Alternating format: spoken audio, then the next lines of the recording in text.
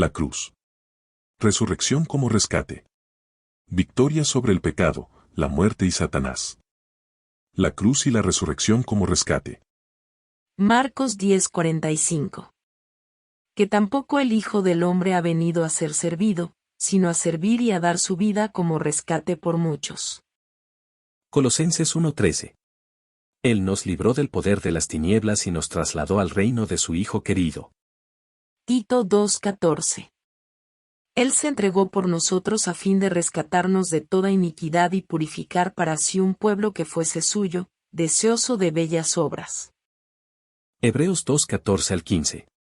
Por tanto, del mismo modo que los hijos comparten la sangre y la carne, también Él las compartió, para reducir a la impotencia mediante su muerte al que tenía el dominio sobre la muerte, es decir, al diablo, y liberar a los que, por temor a la muerte, estaban de por vida sometidos a la esclavitud.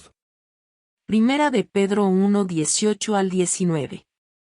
Y sabed que no habéis sido rescatados de la conducta necia heredada de vuestros padres con algo caduco, con oro o plata, sino con la sangre preciosa de Cristo, Cordero sin tacha y sin mancilla. Estos pasajes bíblicos nos indican la relación entre la muerte del Señor Jesús como hombre y su amor por nosotros como Dios. El Señor Jesús rescató a los seres humanos del poder de las tinieblas, de la ley, de la conducta necia, de la iniquidad, de la esclavitud y de la muerte. Parece que en ningún pasaje bíblico se menciona que Dios nos ha rescatado de Satanás. El tema del rescate entre los padres de la Iglesia. Ya que el rescate se entendía como el precio por liberar a un cautivo o un esclavo, preguntaron a quién se le había pagado el rescate. A veces contestaban que Satanás recibió el pago. Según Ireneo, la liberación de la humanidad de las garras de Satanás ocurrió por medio de la persuasión, no por medio de la violencia o engaño. El diablo fue justamente vencido por quien nació de mujer, así como el diablo se aprovechó en el principio de los seres humanos por medio de una mujer. ¿Cristo persuadió al diablo para que soltara a la humanidad? Orígenes negó que el rescate le hubiera podido ser pagado a Dios. Y se preguntó: ¿puede entonces que haya sido al maligno? Pues nos tenía en su poder hasta que se le entregara el rescate por nosotros, nada menos que la vida de Jesús, ya que él, el maligno, había sido engañado y llevado a suponer que era capaz de dominar esa alma, y no veía que retenerlo involucraba una prueba de fuerza mayor de la que era capaz de resistir. Por lo tanto, la muerte ya no se enseñorea sobre él, siendo que Cristo llegó a ser libre entre los muertos, y más fuerte que el poder de la muerte. Y tanto más fuerte que la muerte, que todos los que han sido dominados por la muerte pueden seguirlo, pues la muerte ya no prevalece contra ellos. Hay quien afirma que Orígenes quiso enseñar que el diablo fue vencido por medio del engaño. Orígenes, según J. K. Moseley, fue el primer cristiano teólogo que enseñó claramente que la muerte de Cristo es un rescate pagado al diablo a cambio de las almas de los hombres, que habían estado perdidas a causa del pecado. Que el diablo se sobreextendió en la transacción, dada la perfecta pureza del alma de Cristo, pues constituía una tortura tratar de retenerla. Mientras que Cristo, tanto para sí mismo y para todos los que lo sigan, triunfó sobre el diablo y sobre la muerte. Para Basilio de Cesarea, la entrega de un ser humano común y corriente al diablo, para lograr el rescate de los cautivos humanos, no hubiera inducido al diablo a que los dejara ir. Nada menos que la entrega de Dios hombre era suficiente. Según Gregorio de Nisa, por medio de la caída, la humanidad pasó a estar en el poder y bajo el control del diablo. Dios tenía que tratar justamente con el diablo para emancipar a sus cautivos humanos. Pensando que el Señor Jesús era un obrador de milagros concebido virginalmente, el diablo decidió que sería conveniente aceptar un cambio o un rescate por sus cautivos. Pero el diablo no supo que la divinidad estaba unida a la humanidad del Señor Jesús. Gregorio de Nisa afirmó: para poder asegurar que el rescate a favor nuestro pudiera ser aceptado fácilmente por quien lo requiriera, la divinidad fue escondida bajo el velo de nuestra naturaleza. De manera que, como en el caso de un pez hambriento, el anzuelo de la divinidad fuera tragado juntamente con el cebo de la carne, y así, siendo introducida la vida en la casa de la muerte, y brillando la luz en la oscuridad, aquello que es diametralmente opuesto a la luz y a la vida pudiera desaparecer. Gregorio Nacianceno cuestionó la idea de que el diablo tuviera el derecho de tener cautiva a la humanidad. Si se le hubiera ofrecido el rescate al diablo, Dios mismo habría sido el rescate y tal rescate habría sido un pago demasiado ilustre por la tiranía del diablo. Si el rescate se pagaba a Dios Padre, Dios no se habría deleitado en la sangre de su Hijo, al no recibir a Isaac como ofrenda a Abraham. El Padre no exigió, mas sí aceptó la muerte del Hijo para la santificación de los seres humanos por medio de la encarnación del Hijo, y el diablo fue vencido por medio de la fuerza. Agustín de Hipona descarta cualquier idea de rescate, aunque incluye la esclavitud en manos del diablo y la correspondiente liberación, según Yuyin Portalier. Por el contrario, Yuyin Arthur T. Selle Jr. ha concluido que Agustín claramente sostiene la teoría del rescate expiatorio y aún reelabora la enseñanza patrística. Como consecuencia de la caída, toda la humanidad pasó a estar bajo el poder del diablo, pero el diablo estaba bajo el poder del Dios omnipotente. La sujeción de la humanidad al diablo fue justa. El diablo no fue derrotado por el poder de Dios sino por la justicia de Cristo. La derrota del diablo por parte de Cristo también fue justa.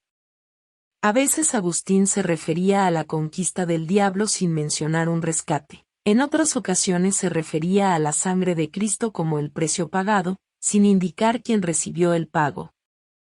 La humanidad no tenía una deuda con Satanás, sino con aquel cuyo mandamiento quebrantamos desde el principio. Por ende, es verdaderamente justo que sea tomado cautivo quien injustamente había llevado a los hombres al cautiverio. El tema del Cristo vencedor en las edades de la Reforma y moderna. Desde Martín Lutero y demás en el protestantismo del siglo XX, surgió el tema del Cristo vencedor. La doctrina de Martín Lutero solamente puede ser entendida correctamente como un reavivamiento del antiguo tema clásico de la expiación. Esto significó que el Señor Jesús, por su muerte y su resurrección, triunfó sobre los tiranos que son, el pecado, la muerte, Satanás, la ley y la ira de Dios. En su catecismo breve declaró: Jesucristo me ha redimido a mí, criatura perdida y condenada, me ha rescatado y liberado de todos los pecados, de la muerte y del poder del diablo, no con plata ni oro, sino con su santa y preciosa sangre y con sus sufrimientos y su muerte inocentes. En el Gran Catecismo declaró, significa que me ha redimido del pecado, del diablo, de la muerte y de todo mal. Al comentar acerca de Gálatas 3:13 afirmó, Cristo, el poder de Dios, justicia, bendición, gracia y vida, vence y destruye a estos monstruos, el pecado, la muerte y la maldición, sin guerra o armas, en su propio cuerpo y en sí mismo. Gustavo Aulén llegó a ser el mayor representante del tema del Cristo vencedor en el siglo XX. Lo denominó el punto de vista clásico o dramático, y lo consideraba la vía principal, no un apartadero en la historia de la doctrina cristiana. Estaba tratando de abrir una puerta que había estado cerrada durante siglos. Sidney Cape, influenciado considerablemente por Aulén, pero inseguro con respecto a la existencia de un Satanás personal, vio en el tema del Cristo vencedor un medio para tratar el mal corporativo y de expresar la victoria del amor y del poder de Dios. Concluyó: la obra de Cristo fue la irrupción de lo eterno en el tiempo, en él se manifestaron los recursos de lo invisible, y la cruz no solamente habla de la derrota sino de la victoria. El pecado de los hombres no solamente fue expuesto sino vencido. La resurrección fue el sello de Dios sobre lo que había hecho Cristo. La obra de Cristo en bien de los hombres no es solamente una revelación del amor de Dios. Fue ese amor actuando decisiva y victoriosamente. Walter T. Conner comentó acerca del tema del rescate. Cruda como era esta interpretación, verdaderamente representa el pecado y la salvación como un conflicto entre Dios y el diablo. Acerca del conflicto inevitable entre el pecado del hombre y la santidad y la justicia de Dios, dijo: Jesús no murió como víctima, murió como vencedor. La cruz y la resurrección constituyen el fundamento de la victoria sobre el mal en una escala cósmica. Aspectos positivos sobre los temas del rescate y del Cristo vencedor. Los dos temas hacen de la expiación una obra esencialmente divina. Esa expiación es, de principio a fin, el costoso pero victorioso conflicto de Dios mismo, en Cristo, sobre las fuerzas del mal. La obra de Cristo es considerada movimiento de Dios hacia los hombres. Los dos temas presentan el pecado y la salvación como un conflicto cósmico entre Dios y los poderes malignos. La expiación de Dios es el drama de la salvación de un mundo. No solamente es derrotado el pecado personal sino también el corporativo. Los dos temas relacionan la cruz del Señor Jesús más íntimamente con su resurrección, con su vida y ministerio en la carne que la mayoría de teorías. Su muerte marcó la culminación de su lucha con el mal. El mal parecía victorioso, pero Dios Padre lo levantó de entre los muertos. John R. W. Stott identificó 6 etapas en la conquista que Cristo hace de Satanás. Etapa 1. Predicción, en el Antiguo Testamento. Etapa 2. Iniciada, en el ministerio del Señor Jesús. Etapa 3. Lograda, en la cruz. Etapa 4.